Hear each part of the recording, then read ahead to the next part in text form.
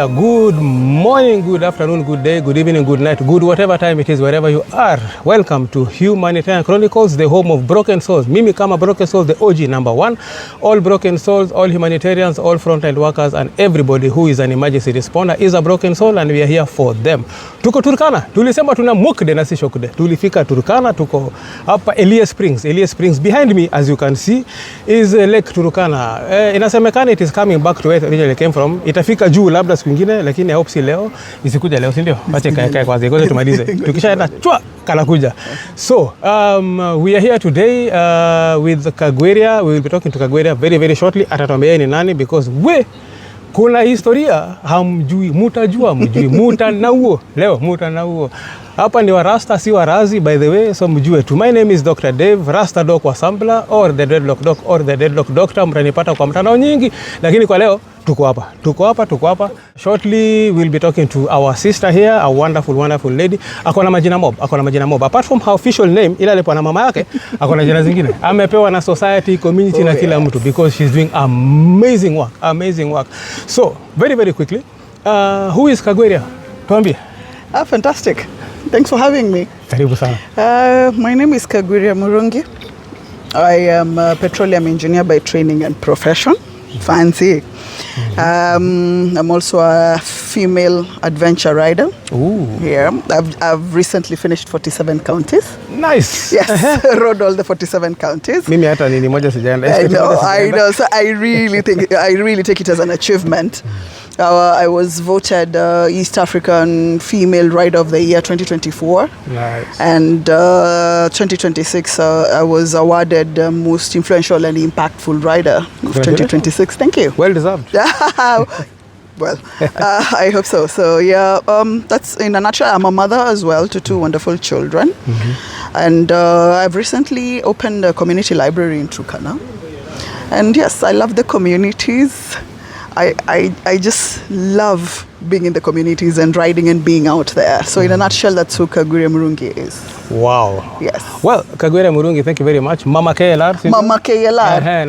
Mama wa KLR. Mama wa library. Bas. And I have various names in various communities, very many. Tuambie kama 3, 4, 5, 6. Samburu, I'm called Nashami. Nashami means the loved one. Mm-hmm. In Mandera, Wajir is called Bokayo. Mm-hmm. Bokayo means rain because the day I arrived, I was going to ride in Mandera. It started raining and it hadn't rained for a while. Wow. So that was really crazy. And then in Elgeyo Marakwet, they call me Chebaiba or something. Mm-hmm. Yes. So yeah, those are 3. So I'm named differently in different communities. In Turkana, they call me Akai. Wow. To mean house or home. You're homely, by the way. I am. Am I? Hey. Kwani unadhani mbona hatujaenda home? Oh.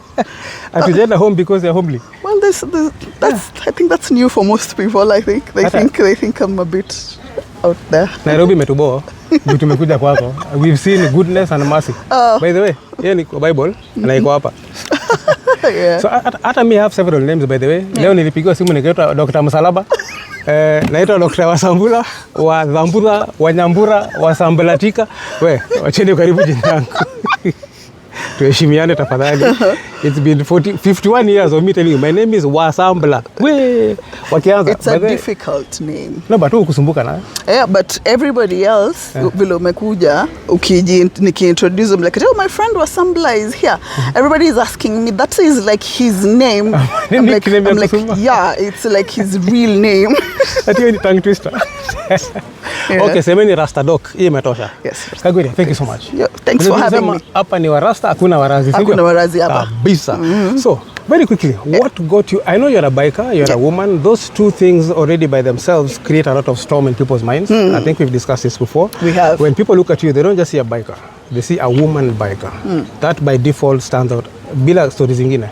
Before you say 47 counties, before you say you've been saving lives, before you say you've been teaching children from another community, tell us how Kagwiria took a motorbike, KLR, toothless, and somehow found herself from Meru to Mombasa to Turkana. How did Kagwiria get to Turkana? Yeah. But the toothless is my motorbike. It was named by an 8-year-old boy called Ezekiel. called it Toothless. Toothless comes from that cartoon, How to Train Your Dragon. How I started riding, it's every time I'm asked that question, I get a little bit confused because it was not starting, it was going back to. All right. Yes, okay. It was going back so to. So you had quit at some point? Or you had slowed down? Riding is second nature in my family. Oh, really? Yes, it is. Comes from my mom. Okay. Yes, it comes. So it's second nature. We grew up seeing it. Ngoja, so ukizaliwa ulikuwa unalia kwa bed. It's very possible. So watu wengine wakisema they struggle with their families and riding, that was not my case. Wow. So that's amazing. Yeah, life dealt, then I gave it up because I thought I needed to conform. When I got out into the real world, I found that it's very strange for women to ride, and we had all manner of stereotypes. So you wouldn't make a good mother, you wouldn't make a good wife. So at some point I decided to conform. I thought that was the right thing to do. So I gave it up. Okay. And then life dealt, and when life dealt, riding became a way of me finding my way back to myself.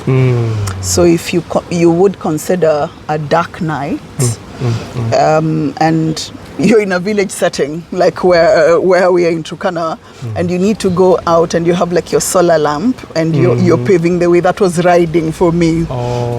I got out with lamps to find my way. Oh, wow. Yes. That is amazing. Yeah. I think generally humanitarians somehow go into the work they do from a place of pain themselves. Yes. They know what the pain is and they don't want others to feel it. I guess that's why we do what we do and how we get into that kind of work where we sacrifice not for ourselves but for other people. Is it fortunate or unfortunate? I've never known myself. The same way you ask yourself questions, I ask myself questions. Okay. Is it fortunate or unfortunate? Am I doing the right thing for others but the wrong thing for myself? Sijui. But the gratification of saving lives and seeing a difference and the impact we see, I guess that's what keeps me going. Oh. Back to you. Yeah. Did you know you're a humanitarian? No. You didn't know that? I'm a hardcore engineer. Yeah. You are a hardcore engineer? Yeah. You do realize that UNDP and the like actually have engineering as their core mandate? I got to know that, yes. Yes, I got to know that. And you have been doing a lot of work, saving people, helping people. That's what we do as humanitarians. You are frontline, basically. Without wanting to, without knowing it, you are frontline. So, well, huna choice. Huna budi, because budi ni county South Sudan. Oh yeah? Na huna Ruma, because Ruma ni set up Kenya. Dad jokes. Well, I'm a 51-year-old dad. So, oh yes, terrible dad jokes. Niko na high blood pressure and cataract. I'm allowed to have bad jokes. So, broken souls. Yes. How did you meet broken souls? And how did you get into broken souls? And how did you become a broken soul? 2025, when 2025 began, my life was, I had like sorted it out, like for real. In 2025, I was 44 years old, and for a 44-year-old, I had my stuff together. What you need to, I was way ahead of everybody, actually. I had my stuff together. On April 16th, I will never forget. Life came at me sideways. Wow. I didn't see it coming. Wow. I didn't see it coming. Yeah, I'm fully set up. I'm doing very well for myself. Then 16th April comes and boom, I'm hit so hard. I am not even sure I'm gonna get out alive. And it didn't even come like the way it's boom, boom, boom. No, it's you get the first hit, you're like, no, it can't be. Then a second one, it can't be. And then, by the time you're getting to 44, like I was, you've collected a few punches through your life. Yes, you're like, okay, this I can deal. Yeah.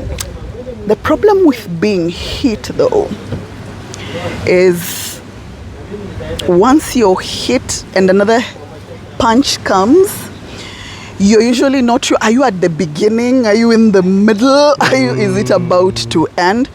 So I waited it out. April came, nothing. May, harder. And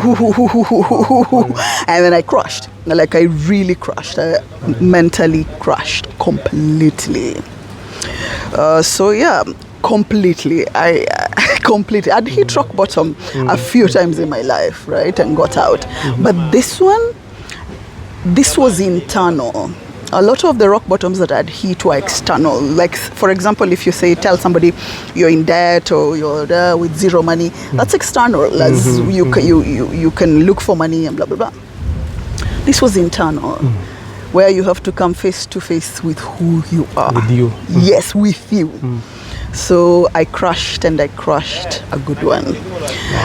To such a large extent that I left my entire life. Like, left it. Everything. My children, everything. And mentors that I had at that time, what I thank God for though, I'm not mixing it, but I had two very solid people. And as I was going through those motions, they were like, okay, you keep on saying you're Kagwiria Murungi. You've gotten so used to the applause and to all that. Let's see who Kagwiria Murungi is without that, right? When you don't have that, the applause, when people hear Kagwiria, they're like, oh, yay, that's Kagwiria. Let's see who you are without all that, because that had to be stripped down totally, and it was. So I went away. I switched off my entire world. I needed it to go quiet to figure out what this. So I went away for almost 3 months, 4 months thereabout. And in that space, people kept looking for me. They're like, what happened to Kagwiria, and all manner of things. And I remember one of the riders, Mwaura, the vet surgeon, is the one who I think you got to him. Mafuda. Mafuda. Yes. Mafuda. Mafuda. Yes. You got to him. Yes. And you sent your book my way. So at the beginning of the crash out, I came to Turkana for a while, like for 2-3 months, to just think. So I got lost in the communities. Yes, the women received me and it was beautiful. Wow. Yes, and then when I went back home, your book got to me. I was not ready to come out to the world yet. I didn't feel ready. I'm not sure if I didn't feel ready or I was hiding. I don't know. But your book got to me. That's how I interacted with Broken Souls. And remember when I got your book, there's a particular phrase on it. It says, if the bullet was meant to kill you, you wouldn't have had it. I don't know, for some reason that thing was so profound to me, because I honestly thought I was going to die. So I don't know why that sentence resonated with me. It is the very first thing that hit me about your book. And you remember I read it in half a day. Yes, I was shocked. No, yeah, wow. You've been to the library. Yeah. You've seen that seat. Yes. That was at the Turkana. If I'm allowed to disappear, I can go through a book pretty fast. And I needed it. I needed something to point me somewhere. Yeah, because it was dark. So I read your book and I was like, oh my God, somebody gets it. It's the headaches. Oh my God. Yes, if I told somebody else about the headaches, they wouldn't get it. I told you today.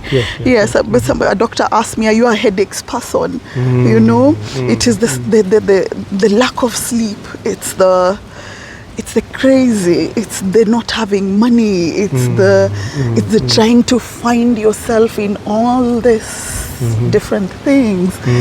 That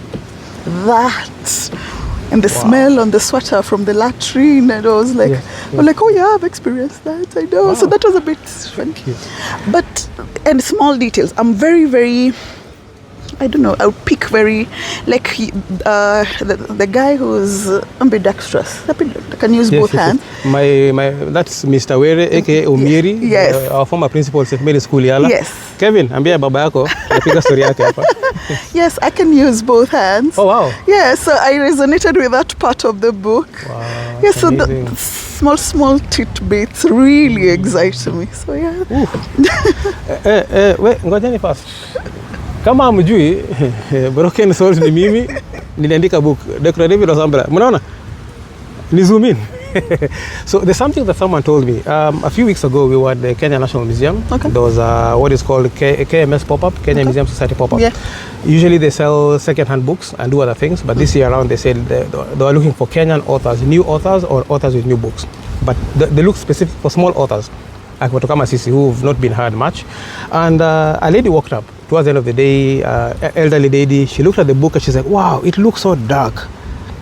And I hadn't thought about that when we did the cover. That wasn't I think probably just because of the darkness in my mind when I was doing the book, it just came as a natural color for me. And I was like, yeah, by the way, it looks dark, but at the back, there's the light at the end of the tunnel that we're looking for. So we live in so much darkness as this dying flower. Oh, people have been saying this is a piece of chicken. Seti mguu ya kuku. Shem. No, Shem yesterday. He's like, ini mguu ya kuku. I'm like, by the way, I think when you're hungry, it's mguu ya kuku-ish. It's a dying rose. It's a dying rose. So that day it hit me that actually, yeah, the darkness that we live in every single day as humanitarians, as frontline workers, as emergency responders, needs some light. And this book is that kind of thing. I'm hoping that this book is going to give you the light. That's why there's a lot of humor in the book, so that we are not transferring to you our pain. We don't want to give you the struggles we have here. We want you to read the struggles, know the struggles, advocate for us for mental health support, so that we can go into the light and have a brighter future, just like everybody else wants. Wow. Yeah. So Broken Souls found you? Yes, Broken Souls found me. Are you broken though? Yes. Okay. Oh, yes. Welcome to the club. I'm the chair. Yes, I am broken. Wow. Yeah, I am broken in so many pieces. I wouldn't know how to tell that story. I'm broken in so many pieces. So, you know what? This is just part one of your story with us. Yeah. We are starting. This is the first interview that Broken Souls has, that Humanitarian Chronicles have. Humanitarian Chronicles. I'm so hungry. My words are going back in. Kizungu imekuwa mkuti. So this is the first interview. I've been promising you that we're going to start doing interviews on the podcast, and Kagwiria Murungi has accepted to be the first interviewee. I'm the first interviewer on the show. And we hope to have more of these. We'll have a part 2 or a part whatever it's going to be as we slowly dig into the stories. Because we want the people to hear from your heart into their heart directly, rather than me telling them I know Kagwiria telling them what she knows about herself, and so that you are able to understand from her own story and what you see in her, those people that she has inspired, those people that she will inspire among you, you know why she inspires you. Today, 2K just drove in the morning on his Turkana, and as he's driving, I'm like, hey, 2K, boo, flash your lights, and he came over to me. I'm like, hey, boo, tuambie story kidogo.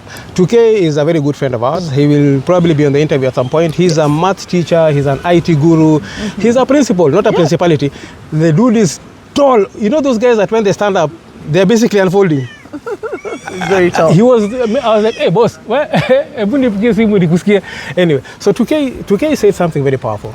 And this is something I think we've discussed with you a number of times. 2K said, out of his own volition, unsolicited, he was like, you know, I ride because Kagwiria rides.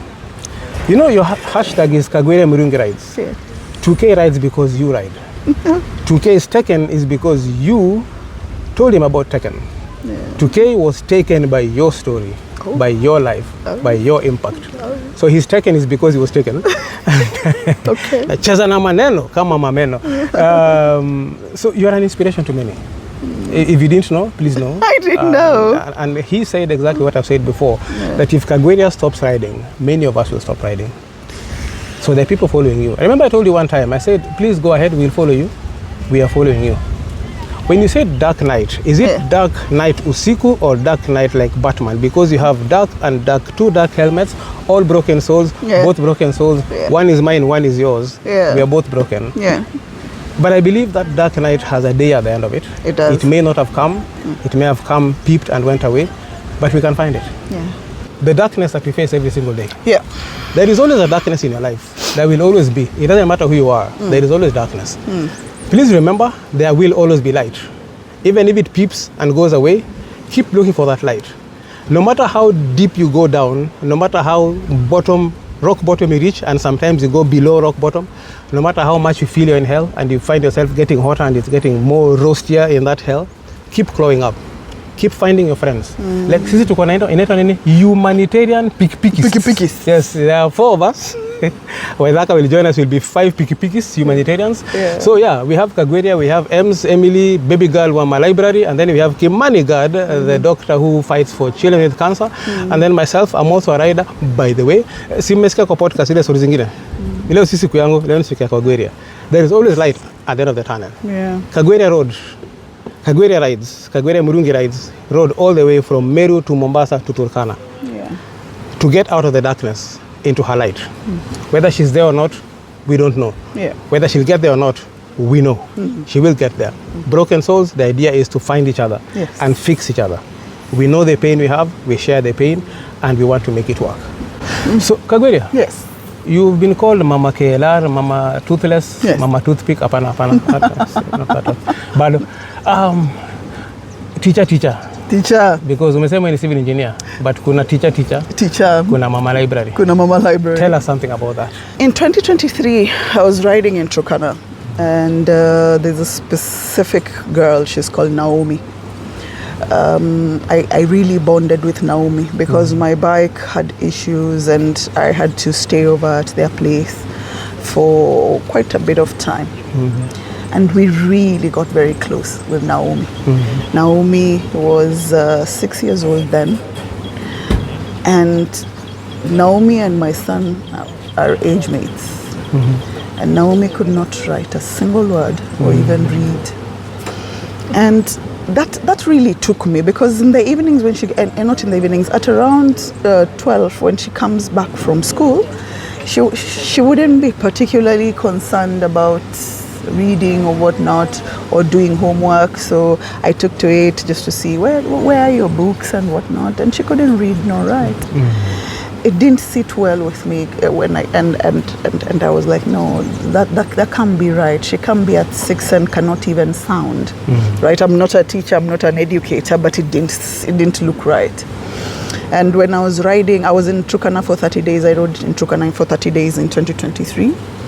When I rode out, Naomi wept uncontrollably. It was so emotional. She held on to my legs and she told me, Auntie, utarudi. I told her, Nitarudi. So I went and was dealing with my life. But at the back of my mind, because after that, I came to Turkana 2 more times, right? And the 2 other times were both when I'd hit rock bottom. I came to Turkana for some reason. I come to Turkana, I think because it's for I can be able to decompress. But I was like, going back to Naomi, how? Showing up for her physically, yes, it could be, but how? I kept asking myself, Naomi asked me if I'm going to come back. I wondered, how do I come back to this child? And in 2025, I came through Turkana again to start my final 5, the final 5 counties to complete, to bring together the 47. And I wanted to start off from Turkana because it was an honor ride for this county that had received me twice. When I had hit rock bottom, no questions asked, no money, they fed me, they housed me, did my hair. Wow. So it was an honor ride. I wanted to start from here. So when I came, somebody kind gave me the space. Lokaru gave me space. He had space. It was like, okay, because earlier on, when I'd come to Turkana to just decompress, we put together an entity, got together documentation and the papers, just to make sure whatever it is we wanted to do has the statutory and regulatory framework. But we didn't know exactly where we wanted to start. but I was clear. I remember I was telling Lokaru, whatever it is that we do with this space, on Saturdays, I want benches here so that children can come. When they wake up on Saturday, when you wake up on weekends, you'll realize the children will go do their chores. Then after that, there's quite not something going on there. So I told Lokaru, I want to have these children for 1 hour only on Saturdays in the morning, where they know they have this place they're going to come to, read, and then go home. It doesn't have to be anything so serious. I didn't know it was going to be bored, and then Emily heard about it. I'm sharing with Emily, and Emily is like, okay, I'm going to do for you 1 carton of books for Turkana. Oh, that's how it started. That's how it started. Wow. I'm like, and she took photos and sent me on WhatsApp. It's like, okay, we call this a Turkana box. I saw that on Facebook. Yes, and then she sent. That was last year, November. She was like, okay, start. Nice. Yeah, and the day one, when I opened in November 2025, I had 34 children who came. Amazing. I know. Amazing. So that is how it was started, how the library started. So it is a space, it's a library, it's not a school. It's a library. What it does is it gives children resources, and it shows them that distance is not a barrier to imagination. Many people say, oh, Turkana is the end of the earth. And I'm like, well, a book alleviates that. The child is able to think that way. And when many people think about a library, they think literacy. Literacy is only one aspect. The outcomes we are looking at is this particular child to know that they do have options. So it is that way, right? From this book, they can tell they can be whatever it is that they set out to be. So once you're given options, then that changes the direction your life is going to take. So that's what a library does, not only to help a child to read and write. So, and when I started the library, I didn't anticipate that there are going to be other compounded issues around the library. For example, you receive children who are still struggling with hygiene, for example, cutting your nails, how to wash your hands.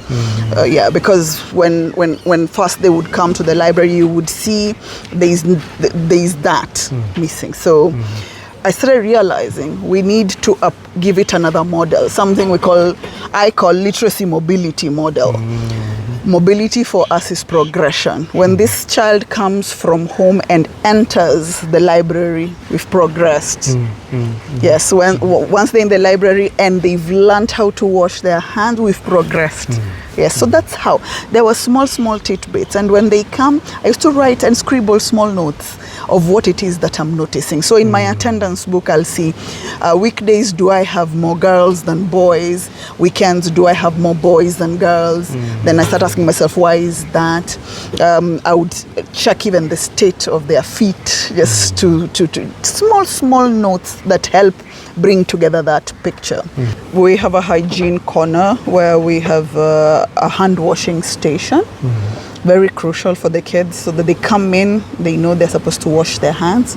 The ones who've not had their nails clipped, you'll see them seated in one place, and they'll take the nail cutters and do that before we even start anything.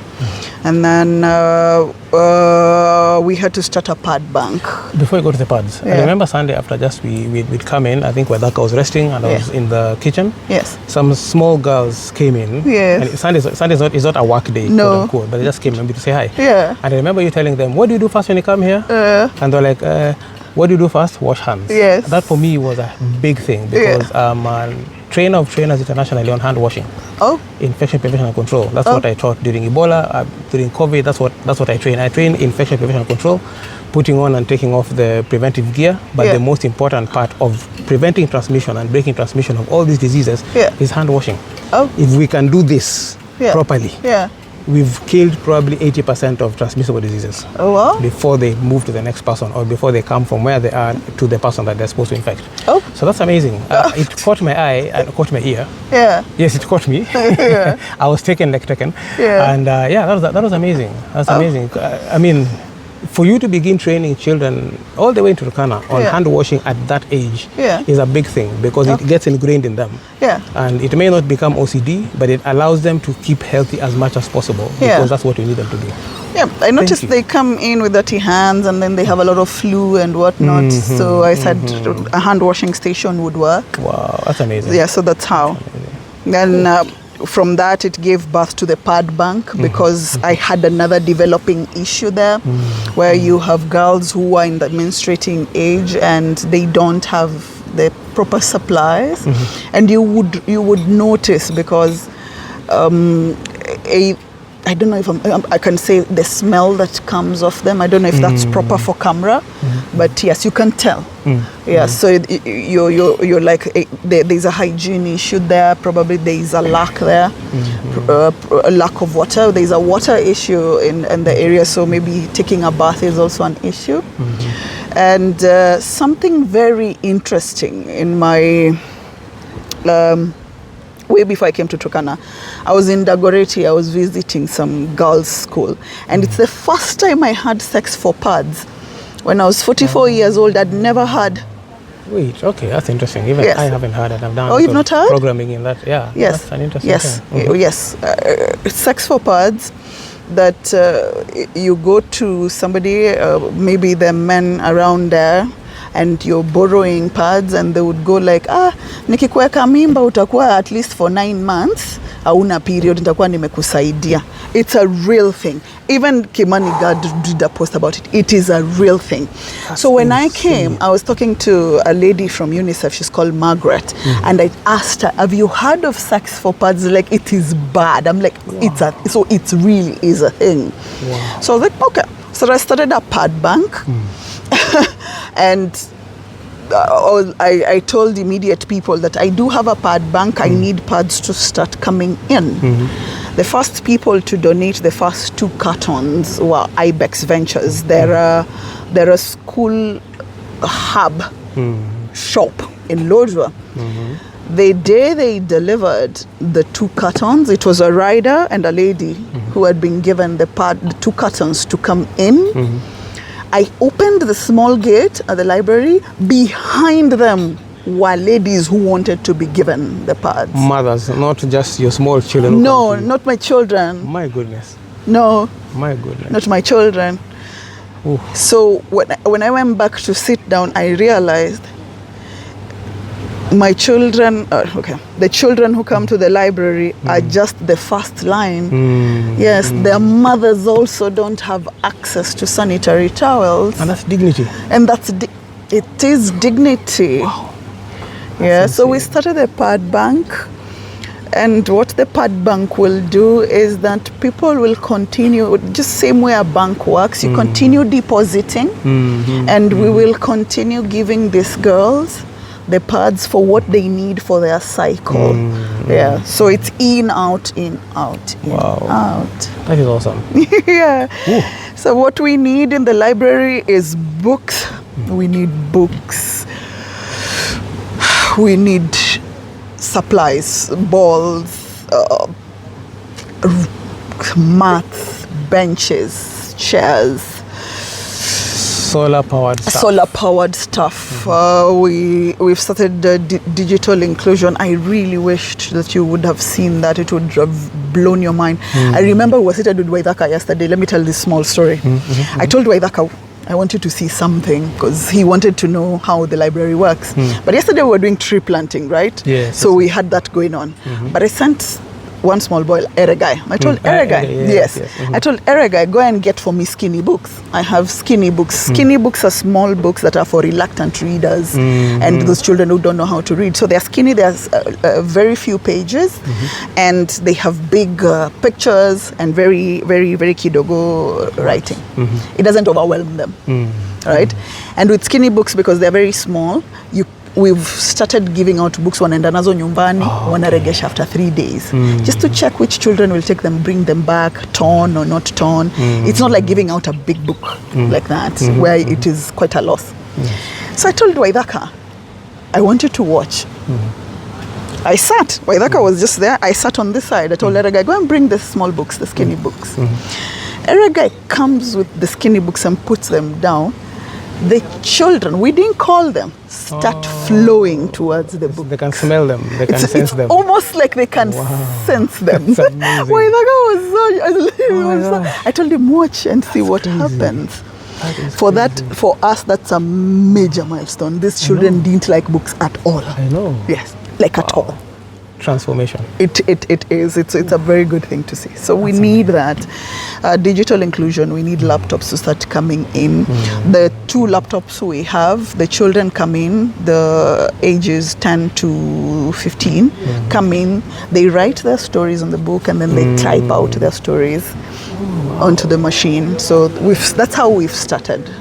And they have folders, and they really get fascinated when they read their stories and when they can type out their stories. So we have, yes, we need laptops to start, because I want to have a digital hub. So in one or two of the cubicles, they'll have a digital thing.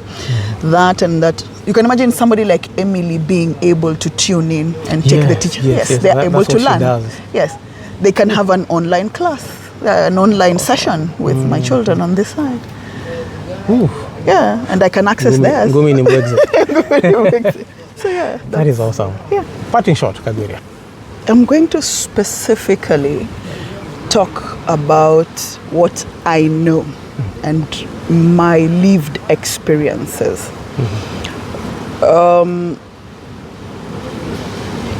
Especially to women. Women, we are subjected to very deaths along our life. Once you're married and your marriage fails, you're expected to die. Because you're a divorcee. Once your children behave a certain way, you're a bad mother, you're expected to die at that point. By the time you're getting to 45, I'm 45 years old, I'm already being told I'm too old, so I need to die. By death I mean not literally life leaving, but death in terms of there is a limit that has been put to how you can live. So as a woman, we get so many deaths along our way. Once you get into the other challenges we get, like perimenopause and menopause, we are expected to die as well. We are not expected to be out there or talk in a certain way or behave in a certain way. And I specifically want to address that issue of many deaths we are supposed to don't. Show up every day for yourself, for yourself, for your brand, for your business, for your job, for your kids, for yourself. Show up every single day. Take time out if you need time out. Take time to rest if you need time to rest. But make sure you show up every single day, because if you allow those deaths to define you, and it is easier said than done. Yes, it may sound easy as I put it, but it's not. But claw yourself out of that hole. You will need to, because then again there is no other option. What other option is there? So to live an extraordinary life, you must show up for yourself. Come, let's do it. It doesn't have to be riding only. Riding is wonderful, but show up for yourself. Yeah. Thank you, Kagwiria. My parting shot, Umoja, Ubuntu. We all bleed red. Probably after this we'll talk more about what you need, so that we can begin plugging into that. And the viewers, keep tuned. We'll be having another interview with Kagwiria, and we'll talk more about what she needs. But if you have any idea of what you think you can give to that, or other ideas of what can be done better, there's a lot that can be done for Turkana. Turkana is amazing. The people are amazing. We need to help Kagwiria keep making this transformation and bring this impact. Thank you so much. Thank you. Thanks for having me. Very necessary. I know. Thank you. Oh, thanks for having me. You are amazing. Thank you. Thank you for being us. All right. Asanteni sana. Rasta Doc and Kagwiria out. Adios.